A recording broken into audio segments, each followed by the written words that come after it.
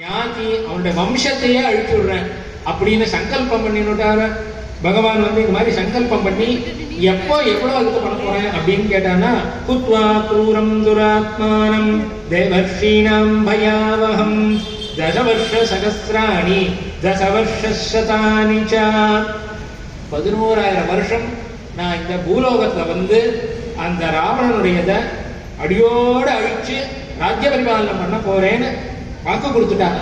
தசவர்ஷ சகஸ்ராணி தசவர்ஷ சதானி ச ஏவம் தத்வா வரம் தேவோ தேவானாம் விஷ்ணுராத்மவான் மானுஷ்யே சிந்தயாமாஸ ஜன்மபூமி மதாத்மனः ததப் பத்மபலாசாட்சः கிருத்வாத்மானம் சதுர்விதம்.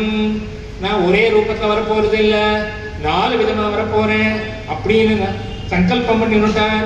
அங்க போய் தான் யார் பிதாவா வரணும்னு அப்புறமா தீர்மானம் பண்ணிக்கிறேன். முதல்ல தேவாலயத்தெல்லாம் ஒரு அபயம் கொடுத்துட்டு பயப்படாதீங்கோ அப்படின்னு பயத்தை போக்கிடுங்கன்னு சொல்லிட்டு பத்ரம் மங்களம் உண்டாகட்டும்னு சொல்லிட்டு அவர் அந்தர்தானம் ஆயிட்டார்.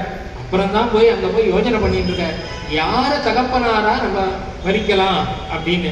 ஏன்னா நிறைய பேர் இருக்கா பூலோகத்துல 11,000 வருஷம் இருக்கணும்னா 11,000 வருஷத்துக்குன்னா எத்தனை ரூபம் எடுக்கணும், எத்தனை அதுக்கேற்ற மாதிரி தேகம் வேண்டாமா அப்படின்னு யோஜனை பண்ணும் போது ஏற்கனவே ஒருத்தர் இருக்க இந்த 11,000த்துல எத்தனை தடவை இருக்க.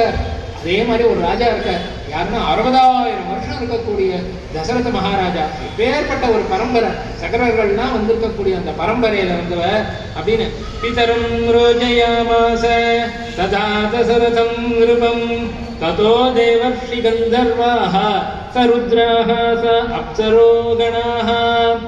பேர்பட்ட ஒரு இதுல 4 விதமா நான் வரப்போறேன் அப்படின்னா 4 விதமா என்னவா அவதாரம் பண்ண போறா அப்படின்னு சொல்லி ஒரு குறிப்பை கொடுத்துட்டு போயிட்டார். அந்த 4 விதமா வர்றது என்னன்னா, 1 ராமரா வரணும், 2வது லக்ஷ்மணனா வரணும், 3வது பரதன், அடுத்தது சத்ருகுணன். இந்த 4 பேர் ரூபத்துல வரணும் அப்படின்னு சொல்லும் போது என்னென்ன காரணத்துக்காக அது மாதிரி வர அப்படின்னா, சாமான்யமா இருக்கக்கூடியது தர்மத்தை அனுஷ்டானம் பண்றதுக்கு விசேஷமா இருக்கக்கூடியது ராமாவதாரம், ராமனுடைய அவதாரமா இருக்க போறேன்.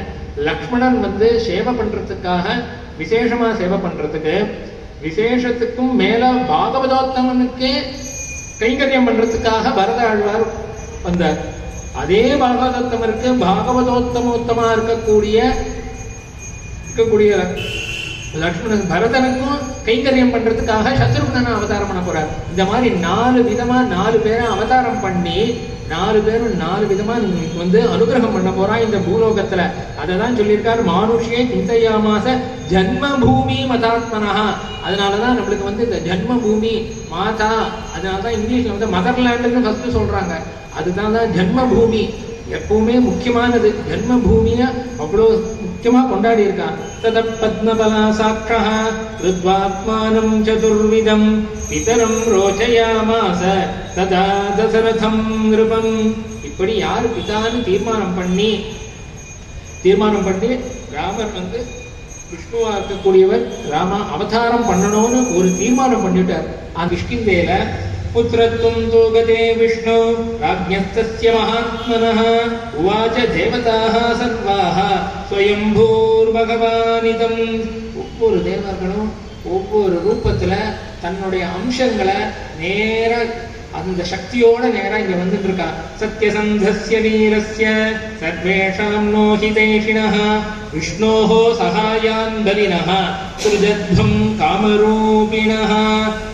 இந்த மாதிரி தேவர்கள் வானர ரூபத்தை வந்துட்டார். அவளுக்கெல்லாம் என்ன பலம்னா, பலத்தை நம்மளால நினைச்சே பார்க்க முடியாது. ஒவ்வொரு வானரமும் கிருஷ்ணாகணத்துல சொல்ல போறாரு பின்னாடி. ஏன்னா அது ஒரே நாள்ல இன்னைக்கு பார்க்க வேண்டியது. இன்னைக்கு அந்த கிருஷ்ணாகணத்துல இருக்கக்கூடியதை சங்கரகமா சொல்லியிருக்காருங்க. என்னன்னா அந்த வானருக்கு ஒருத்தருக்கும் பல யானைகளுடைய பலம். அப்பேற்பட்ட வானரம்னு நினைச்சா போறோம், நம்மளுக்கு அது ஞாபகம் படுத்துற மாதிரி இருக்கு. இன்னைக்கு ஒவ்வொரு வானரத்துக்கும் பல நூற்றுக்கணக்கான யானைகளுடைய பலம் இருக்கு. மாருதஸ்யாத்மஜः ஸ்ரீமான் ஹனுமான் நாம வானரः வஜ்ரசம்ஹனனோபேதः வைனதேய சமோஜவே. ஆஞ்சநேயர்னு ஸ்ரீமான் பதம் போட்டாருங்க. மாருதஸ்யாத்மஜः ஸ்ரீமான் ஹனுமான் நாம வானரः.